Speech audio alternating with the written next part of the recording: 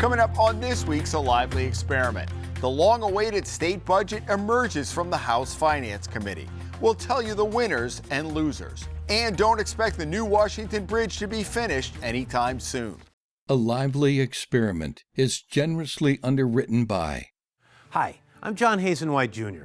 For over 30 years, A Lively Experiment has provided insight and analysis of the political issues that face Rhode Islanders. I'm a proud supporter of this great program and Rhode Island PBS. Joining us on the panel, National Committeewoman for the Rhode Island Republican Party, Sue Cienki, attorney and former state representative Nick Gorham, and Step Machado, Boston Globe reporter and contributor to Rhode Island PBS Weekly. Hello and welcome to Lively. I'm Jim Hummel. With the Rhode Island House poised next week to vote on a proposed $14.3 billion budget for next year, the home stretch of this year's General Assembly session is slowly coming into view.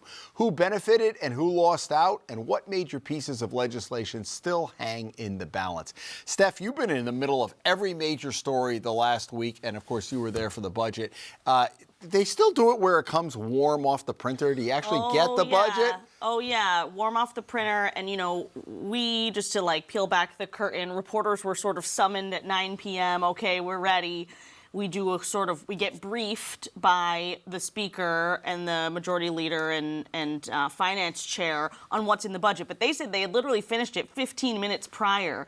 So a lot of the details, they said, okay, this is in, this is out, we did this, we did that. But they didn't really have the numbers on hand. It was literally had just been finished. So then you go down to the House Finance Committee where they are hearing about it for the first time from the fiscal staff, and it's coming off the printer and they're handing it out to us as it comes off the printer, article by article, and you're furiously flipping through to see exactly how many dollars the Taylor Swift tax is going to be, and it's not online yet or anything like that. And then they vote on it. I think it was around 11:30 p.m. that the Finance Committee voted on it. It does have to then sit for a week before the House can vote on it, so there's some time for people to read it and object, but it is a very last-minute, rapid situation. So that's how the sausage is made. What's in the sausage? What did you like? What did you not like? What didn't I like? The 2-cent gas tax that is going to RIPTA. I think RIPTA needs to be reorganized and refigured out. That they said it's going to produce $15 million. Well, they're about $34 million in the hole. So what do you do? Yeah, so what do you do? I mean, you really need to reorganize and figure out what's going on there. They're offering free rides to the soccer stadium where no one's going to. So I think that it's... Again, your budget is your best guess of what's going to happen. I think that's a miss there. And again, they have to really, I think, start looking at how they're spending money. The Democrats believe in tax and spend. Let's just tax people more money. And it's just not a sustainable model anymore. For just about 1 million people, you're talking about $14,000 on each and every resident. It's becoming not sustainable anymore. Nick. And then the Taylor Swift tax, I mean, are we talking about cottages in Narragansett that are going to be taxed? I mean, you're really We should explain what that is. It's a tax, new tax on homes. Second homes. Second homes Vacation valued homes. over $1 million. The first $1 million is exempt. The tax begins after $1 million. Right. But look at what's happened to the property taxes. I mean, in my neighborhood, homes a couple of years ago. $1 million's not a big deal. $1 million's not. I mean, it's insane. I don't think they're worth that, but they are taxing people on smaller homes at $1 million. So it's going to impact a lot more people than they think. When the government starts taxing empty homes for being empty, they've got problems with money. Yeah. The government. And that's just one of many, many things they're doing. And I agree that the budget goes up every year. It's never gone down. They're tapping people for more money than ever before every year. And most of it is because the way we structure government. We just make it more and more expensive. We provide too many inducements for people to come here. And they come, and you can't blame them. They're blameless. Yeah. But Rhode Island's on the wrong track, and the budget proves it. Proves it more than ever. I thought it was interesting, Steph, that there was the big effort by a lot of advocacy groups to tax the wealthy on the upper end, and I think the speaker's kind of keeping that in his back pocket because they don't know what's going to go on with the federal government. So that's not that that's ruled out totally, but it's like we don't want to use that now. And then what if you have hundreds of millions that you need to fill up? Right, and we think we all know people who choose to spend 6 months in a day living in Florida so they don't have to pay income tax. So increasing the income tax on the wealthy in Rhode Island might just push them to do that. That's always been the argument, that you don't want to raise taxes on the wealthy so much that they leave. And so I do think the Taylor Swift tax, as they call it, because she has a $1 million vacation home. You think Taylor Swift knows that it's the Taylor Swift? You don't think she knows it's named after her? She's going to be thrilled. You're plugged into the Taylor Swift scene. I do think she knows. I think she knew at the time, because it was back when she was first got her house here, that this tax was first proposed. Oh, they named something after me. If I'm remembering correctly, so it was kind of named after her in a derisive way, and I think I think she's very closely in touch with criticism against her. So, but. I sense a song coming out of it. Oh, man, a song about the tax. To be clear, she has a song about the house in Westerly, so no mention of the tax. $126,000 more, and what do I get? Right, exactly. And so, my thing about this particular proposal is that it was not vetted during the budget process because it was not in the budget proposal until Tuesday night. So it didn't get a hearing. There's no fiscal note. They have not said how much it's going to raise, which is why they're actually not using it to balance the budget. They're putting into a fund for housing, which might work out well. But normally when you have a budget proposal, you have details about at least how much it's projected to bring in revenue, and we don't have that projection for this new tax. Nick's shaking his head knowingly. No the rules go out the window in the last 2 weeks. Why count the money first? Right. Again, it's a best guess. And why put a fiscal note on something? It's insanity. And you know what? This is a vast improvement over the way they used to do it. I mean, at least now you have a week to look at the budget and to really pull it apart. But the entire session is based on budget, passing the budget. So any bills that are left languishing out there, it will get your bill through if you vote yes on the budget. We skipped over one of the headlines was, and we've talked about this a lot on this show, about shoring up health care. So they did, Peter Nerona put on the big push for increased reimbursement for Medicaid, hospitals, nursing homes. So it's in there. They were listening. Yes, that is a huge get. I think that that's something that we should all be fighting for. The reimbursement levels for physicians, doctors, nurses in this state is abysmal. It's about 30 to 40% less than what it is in neighboring states. You're losing physicians. Just in my own neighborhood, there are several doctors that are picking up and leaving because it just is not a sustainable model here anymore. We're in trouble. Yeah, so what about that? The speaker talked a little bit about that. Yeah, I mean, he said he even doesn't have a primary care physician because his retired and he hasn't been able to find another one. So this is something that I think it's affecting the people in power. It's affecting all of their constituents. They are hearing about it day after day. I know at my doctor's office, if you call now for an appointment or something, the first thing on the voicemail is, we are not accepting new patients. Like, stop calling us to try to become a patient. So there's really, really a crisis in primary care. And we know that this affects people down the road, right? If you don't have primary care, you're not getting any regular health care. You're going to have more expensive health care later on in your life. So they're putting $45 million into primary care, which includes the federal match, and then also some money into hospitals and nursing homes. But there's some uncertainty on the federal level on what's going to happen with Medicaid, and so there's been talk about maybe they'll have to come back for a fall session if there are federal changes to health care. Here's would be a great app for the bet for the sports book. Will the bridge be built first, or Steph get a primary care doctor? What do you think? I have a primary care doctor. Joe Cienki. Joe Cienki doesn't have one. Mine did move away, and they fortunately assigned me. They assigned me to a new one at the practice. You take what you can get. Whoever it is, I don't care.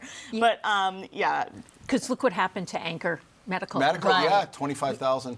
25,000 people. And particularly pediatricians. And we thought about this. Can you imagine you're having a child and you can't find a pediatrician for all those appointments you need early on? Well, what about healthcare? It looks like the investments, it's a good start anyway, right? Yeah, there's just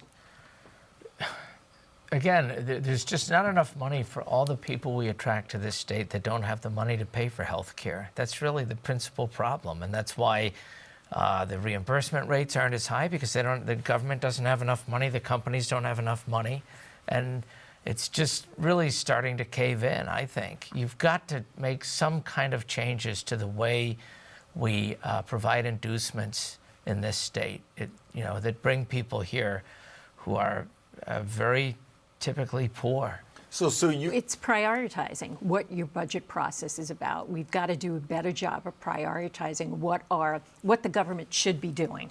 Right. What is the government's role? I believe in a limited government. I am a fiscal conservative. And the state could make you crazy because they spend money where they shouldn't, and then they don't spend money where they should. And the bridge is a great example. Yeah. You're not taking care of your infrastructure, and now we are stuck with a $500 million project here. Well, the state did what Joe Cienki said that he did not plan to do. He wanted to make investments with the ARPA money rather than one-time spending, and a lot of that one-time spending made it into the budget. Sue made a good point that once the budget gets passed, then the floodgates kind of open or not to the end of the session about legislation. The last big piece of it is the assault weapons ban. And you were listening, we're taping on a Friday morning. Yeah, so and everyone should go read my colleague Dan McGowan's column about this from Thursday, when he points out that the one person that will decide whether the assault weapons ban fails or passes is the new Senate President, Val Lawson. Because right now it's stuck in a committee where it doesn't have the support to pass, but the conventional wisdom is that it would have the support to pass on the Senate floor if it made it there. Would it pass in that committee if she and the majority leader went and voted in favor? Well, but the Republicans can do the same. The Republican leaders... Oh, so they cancel each other out. Yeah, they cancel each other because presumably Chacon's a no. But this is where you don't know where the deals were made to get the presidency, right? So what happened on Thursday night, not to get too much into the inside baseball procedural drama, but what the Senator Loria on the floor tried to get the bill moved out of the Judiciary Committee to a more friendly committee, and the Senate President ruled against her and said she was out of order. And then they took a vote about whether or not President Lawson was correct in voting her out of order, and the vote was, I think, 20-17, which I think was actually remarkably close for a Senate that's so overwhelmingly, elected, not so overwhelmingly, but that, had just elected her to the presidency. And so it's just like a little bit of internal turmoil about this particular bill and the procedure that I think is really interesting and indicates to me that it doesn't seem like it's going to. She's a sponsor on the bill. Make it over the. Well, right, she's one of the sponsors. She's got a different role now, and it's a tenuous. Right, she had to make a deal to become the president. Let's put it out there, right? Yeah, it's a tenuous role. Oh my goodness! What is going to happen? She's denied to her, that, by the way. Yeah. Of course she did. Yeah, what was she going to say? I sold my soul to become the president? It's conjecture at this point. Yes. It is definitely conjecture about what deals were being made, and she's in an absolutely different role now. And they have rules and procedures that you've got to follow. They all voted on the rules at the beginning of the session. So I'm appalled at 17 members of that Senate that said, the heck with the rules. We don't care about the rules. No, that happens all the time.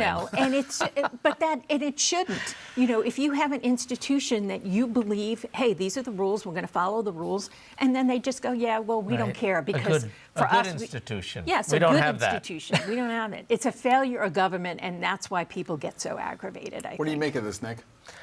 I think it's looking like a mess eventually. The Senate President really has a problem with, her, the fact, whether it's blessed or not by the appropriate authorities that she can be both the president of the NEA and the president of the Senate. It's going to bog her down forever. They're never going to let it go. The media's all over it. And it really is a conflict, I think. She shouldn't be doing it. Why would you want to do that? Yeah, well, and Dominic Ruggiero, the precedent was he stepped down. He stepped down, right. I think if for perception, and look, maybe she needs the money, maybe she needs the job. I don't know what her personal situation. And she said she had some pointed comments saying, like, the Ethics Commission, I love the word blessed. The whole class exception thing needs to be looked at. But she said as a perceived conflict as opposed to a real conflict. And I agree with you. I think it's going to dog her continually. I think it will. The state spends more than $1 billion on education to local school districts every year, and it obviously deeply affects all of the teachers who she represents in the union. We have a system in Rhode Island where you are a part-time legislature. They do not make a living salary. So they all have day jobs, and a number of them work at City Hall. A number of them are teachers, in fact. More than a quarter. More than a quarter are in the public sector. There you go. I mean, there's people who are lawyers. Employment, I mean. And who public sector employment, excuse me. Right. Sure. Lawyer, Speaker Shikarchi is a, land use attorney. I mean, there are these inherent conflicts, and I think as the president, she is now in a position where she has a lot of power, and she'll really need to be careful and recuse, or else she will continue to have stories written about her conflicts each time a bill comes up that affects education. Final thought on that? Yeah, I think that the Ethics Commission is going to be very busy with her. And they are going to rely on the class exception, which is outrageous. Yeah. I mean, she is going to financially benefit from any education bill that comes up. They're going to use that excuse. They did. The Republican Party had already filed an ethics complaint against her. We thought it was wrapped up. Everybody said, oh, she's in trouble. And they used the class exception, which was outrageous. The class exception has eaten the Ethics Commission in its entirety. Every important vote is now eaten by that exception. All right, Steph had a great story for Rhode Island PBS Weekly about budget cuts that are hurting, higher education institutions all over, but there are 8 what they call independent. They're basically the private schools in Rhode Island. We'll name them afterwards. We'll have a little quiz. We're all trying to come up with that. Dan Egan heads up the Association of Independent Colleges and Universities. Steph had a chance to sit down with him and get his thoughts about what's going on with the federal cuts. Started right off in the first 100 days with a number of executive orders by the administration focused on DEI, pausing research grants, just to name a few, and accumulating this week with aggressive crackdown on foreign students and blocking foreign students from attending our institutions. Clearly, there's a desire to change the way higher education operates, and I think at this point, coupled with the impending reconciliation and the budget bill, there will be an opportunity, or there will be a chance that the great harm will be reflected on the sector going forward, and for long-term damage, quite frankly. I think when you look at the New England landscape in the next 10 years, it's going to look very different in terms of the number of institutions providing higher education in New England across the 6 New England states. And I think that it's troubling, and I think people should be aware. We jokingly say that you go to an office in Rhode Island, they always have these old books of, the old mill buildings where we're a manufacturing giant. I'm fearful someday we're going to have a book of old universities because we don't protect what we have. And in some ways, we're going to kill the goose that lays the golden egg. And if you want to see Steph's entire interview, just go to the RIPBS YouTube page. You can check that out on YouTube. Steph, I do think, and you wrote a piece for the Globe too, it was interesting because you said, it costs a lot of money to go to school these days. What about that? And I thought Dan Egan did a little bit of a pivot on that, because I think that's the criticism now. That's the criticism, whether you agree with it or not, coming from Washington, is you're spending a lot of money. What's it going toward? Yeah, and the thing with private colleges is they say, no one really pays the full price tag because of all the scholarships and the aid. It's like going to a car dealership, right? Yeah, you got to chip them down. The price tag they list on the website is often not what you end up paying with aid and everything else. But I don't think there's a ton of sympathy, and I said this to him. People say, Brown University is this elite Ivy League institution. It has so much money. It has such a large endowment. Why should we be worried about their finances? And his argument is, they're a huge factor in the economy in the city of Providence. They employ a great number of people who live in the city, who shop at the go to the coffee shop, shop at the stores. The university itself spends millions on supplies for their research. A lot of money is being spent by the universities. He even called the payment in lieu of taxes to the city a gift, which I think will ruffle some feathers. Do you see the steam coming off Sue's head yep. right now? She's been sitting there patiently wanting to dive in. But their argument is really that they're such a big factor in the economy that they shouldn't have to pay taxes. So hit us with your rebuttal. Yeah, my rebuttal is $93,000 a year to go to Brown. And when you talk about we provide jobs for a lot of people. Yes, for every 2 students, there's 1 administrator up at Brown. I mean, they really have to start looking at how they spend the money. And in terms of grants, I mean, I'm old school. I remember the Golden Fleece Awards, how the government gives grants to people. There's a financial audit, there's a performance audit. I mean, I think the good thing about what President Trump did is now we're all talking about it. How are these institutions spending grant money? And is there an IG that is actually holding them accountable for how they spend the money? No one's going to argue that if a university such as Brown and their medical school is getting grant money to look at Parkinson's or Alzheimer's, that is great money being spent. But some of the other stuff that they're getting grants for is ridiculous. That's our tax dollars. The president fired all the IGs, just to make that point. Yeah, we need one. Need the IG. We need one here. Well, apparently in you need Rhode one in the federal government too, and he fired them all. What do you think? Well, are they doing their jobs? Because that's the problem. Are they actually showing up and holding these universities accountable for what they're doing? And you'll see that a lot of them were not. But I think the problem is you take the chainsaw analogy. You're taking the chainsaw to where you really should have a scalpel. There's absolutely waste. They should get rid of it. You're canceling HIV research. You're canceling, heart med, all that type of stuff that really needs to go. And again, that's a conversation that we should have. Like, hey, let's go back and look at what are the good things that we're doing with this grant money, as opposed to the nonsense. Right. Well, lest we forget, when our healthcare system was failing, who stepped in? Brown University, which is now Brown University Health. I don't know what would have happened if Brown didn't do that. So, it's a very complicated issue, but I think in Rhode Island we have a lot to be appreciative.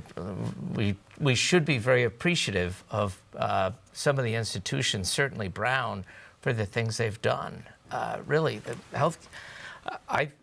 As a vendee of Brown University Health, I have to say it's much better run than it's been run in a long time. The healthcare system, the portion of it that they have subsumed and but we want taken to make over. It sustainable. And if it's not sustainable because we're wasting money. But the only entity that could have stepped in is an institution like Brown that had billions and billions of endowment and the resources to do it. And I think they're doing a much better job. I think that's where the rubber's going to hit the road. You have a lot of smaller schools that maybe don't have the endowment, they don't have the niche to bring in the students, and plus the international students now. They pay full price at a lot. Some of those schools might not make it. Yeah, and we talked about that in the interview, that the international students are the ones who pay that sticker price because they're not eligible for student aid.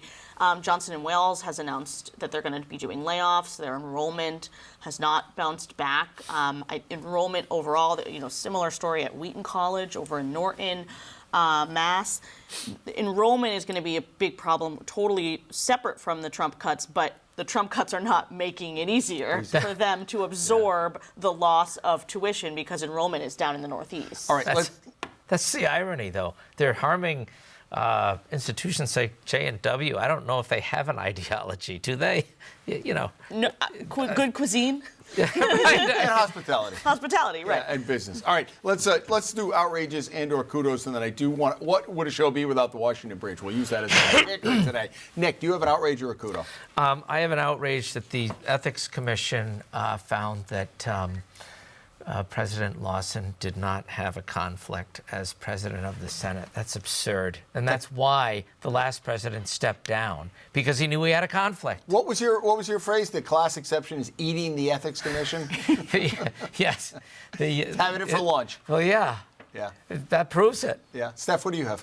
I'm going to go with the reporters being nailed with rubber bullets in Los Angeles, and I'm not saying that all reporters are angels who never get in the way and whatever, but the video of the officer who just looked up and pointed the non-lethal weapon right at the journalist was completely unnecessary. And, you know, it really does put a chilling effect on journalists who, if they're no longer safe at these protests, then they can't cover them and they can't show the public what's going on. Maybe that's the intention, right? Interesting, Maybe a Jim. little investigative eye. So what do you have? I'm going to go with the Ashley Kayla story this year about what happened in the 2022 election, where some false information came out and was used against her.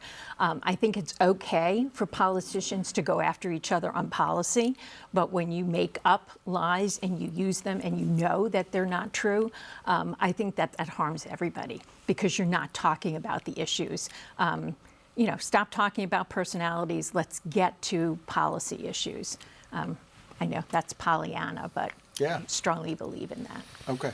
Steph, you were also right in the middle of it's been a week, so we're a little bit behind the curve, but they announced the bidder for the Washington Bridge rebuild right after taping last week. The Walsh Corporation out of Chicago, they built other bridges in New England. I think the headline for everybody is somehow the governor spun it as a win that it's going to be November of 2028 before this is built, and he said that's great. I think we have finally now been given a more realistic timeline and cost. Yep.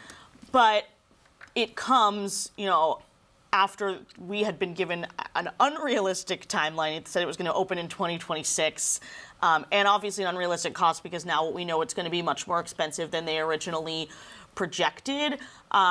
So it is my job and my colleagues' job to obviously track the money and track the progress and see if it is done. You know, November of 2028 is 5 whole years since the bridge closed. So hopefully it will get done quicker. There's some incentives in there for the vendor to get it done quicker. So it'll cost more money if we get it done quicker, but at least the drivers will have the bridge back. But I got to tell you, so maybe it's Pollyanna on my part. I'm thinking of this because I was actually traveling last week and I was listening to the press conference on the way up.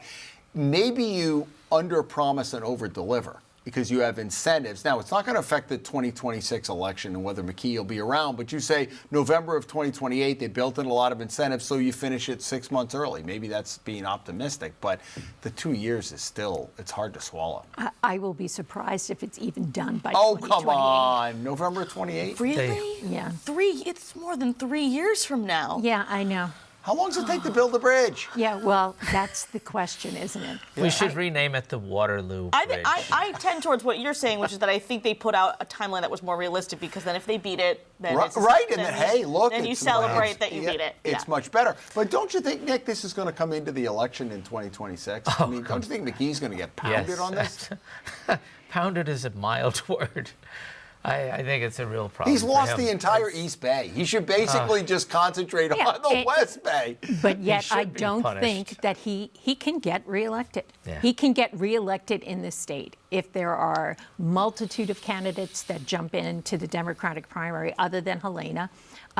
He doesn't need that much to win a Democratic primary, and he's got the unions in his pocket. 20 seconds. Where does this fit in, do you think, to the election cycle? Well, I think as long as he gets to do a groundbreaking of the construction beginning, he will use that as something that's celebratory, but all of his opponents are going to hammer this on him for the entire campaign. You look like maybe you've done that before, Steph. You got good shoveling.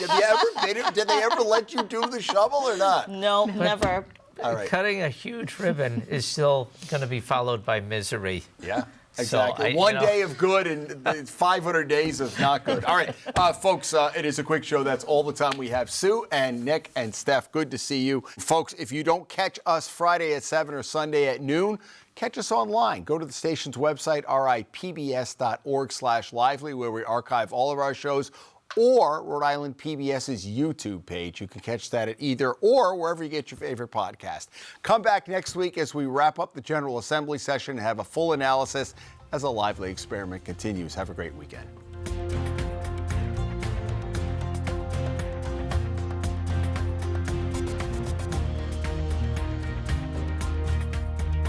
A Lively Experiment is generously underwritten by.